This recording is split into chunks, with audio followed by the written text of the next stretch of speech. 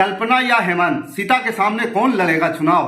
BJP की list के बाद अब इंडिया गठबंधन पर निगाहें हैं। सीता 19 मार्च को ही झामुमो छोड़ भाजपा में शामिल हुई थी। चर्चा है कि दुमका से सोरेन परिवार का कोई सदस्य या पूर्व मुख्यमंत्री या कहे झारखंड के पूर्व मुख्यमंत्री हेमंत सोरेन को उतारा जा सकता है। हेमंत फिलहाल जेल में बंद है। नमस्कार, प्रणाम, मैं हूं पवन चंचल और आप देखना शुरू कर चुके हैं जन जोश न्यूज। अगर आप इसे फेसबुक पे देख रहे हैं तो फॉलो कीजिएगा और यूट्यूब पे देख रहे हैं तो सब्सक्राइब कीजिएगा। देखिए, झारखंड में दुमका लोकसभा सीट पर महामुकाबला होगा। यह मुकाबला शिबू सोरेन परिवार के बीच होने की संभावना बन गई है। भाजपा ने यहां से सत्तारूढ़ महागठबंधन का नेतृत्व कर रहे क्षेत्रीय राजनीतिक दल झामुमो की सुप्रीमो शिबू सोरेन परिवार की बड़ी बहू सीता सोरेन को उम्मीदवार बनाया है।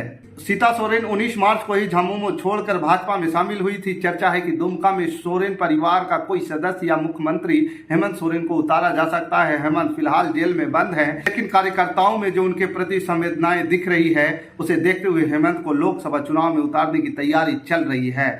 ऐसा होने पर पहली बार झारखंड में शिबू सोरेन परिवार के 2 सदस्य एक सीट पर आमने सामने होंगे। ऐसे में महागठबंधन के आगे की रणनीति पर पूरे राज्य की नजर है।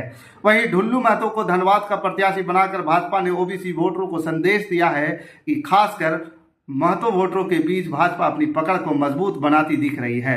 जमशेदपुर से विद्युत वरण महतो को टिकट देकर भी पिछड़े वर्ग को साधने की कोशिश के रूप में राजनीति विशेषज्ञ देख रहे हैं।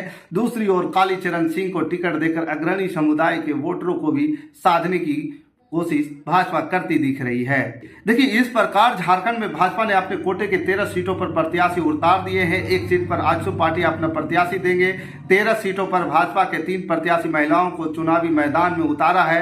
कोडरमा से सांसद अन्नपूर्णा देवी, सिंहभूम से सांसद गीता कोड़ा और दुमका से विधायक सीता सोरेन चुनाव लड़ेगी।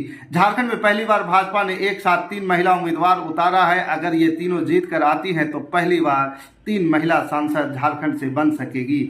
दूसरी ओर हजारीबाग के मौजूदा सांसद मनीष जायसवाल और बागमारक से पार्टी के विधायक ढुल्लू महतो को धनबाद लोकसभा क्षेत्र का उम्मीदवार बनाया गया है। भाजपा ने झारखंड में 14 में से 13 सीटों के लिए प्रत्याशी की घोषणा कर दी है। वहीं एक गिरिडीह सीट एनडीए के सहयोगी आजसू पार्टी के पास है। अभी इस सीट पर प्रत्याशी की घोषणा नहीं की गई है। भाजपा ने अपने 11 सांसदों में से 5 का टिकट काट दिया है। पूर्व में जहां 2 सांसदों का टिकट कटा था, वहीं रविवार को जारी सूची में 3 और सांसदों की जगह नए प्रत्याशी पर भरोसा जताया गया है।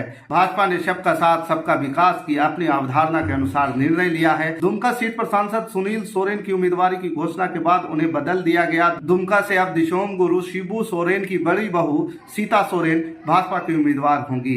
उम्मीद की जा रही है कि दुमका से अब सोरेन परिवार के बीच मुख्य मुकाबला होगा। रविवार को जारी सूची में धनबाद से पीएन सिंह और चतरा से सुनील सिंह का टिकट काटा गया है। पीएन सिंह 3 बार से सांसद थे। उन्होंने 2009, 2014, 2019 के लोकसभा चुनाव में जीत हासिल की। वहीं चतरा लोकसभा सीट से सुनील सिंह 2 बार सांसद रहे। उन्होंने 2014, 2019 में जीत हासिल की। पहले भाजपा ने लोहरदगा से हैट्रिक जीत दर्ज करने वाले सांसद सुदर्शन भगत और हजारीबाग से 2 बार चुनाव जीतने वाले सांसद जयंत सिन्हा का भी टिकट काट दिया था।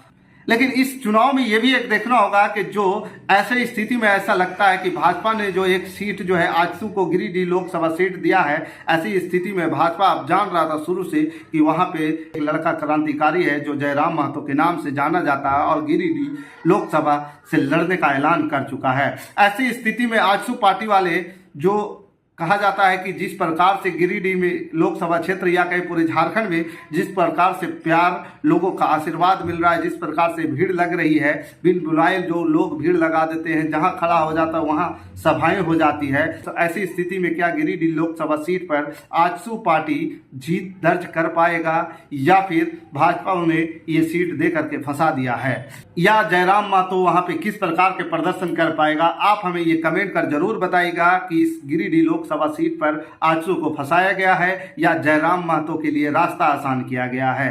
बाकी हमारे साथ बने रहने के लिए धन्यवाद। जय हिंद, जय भारत।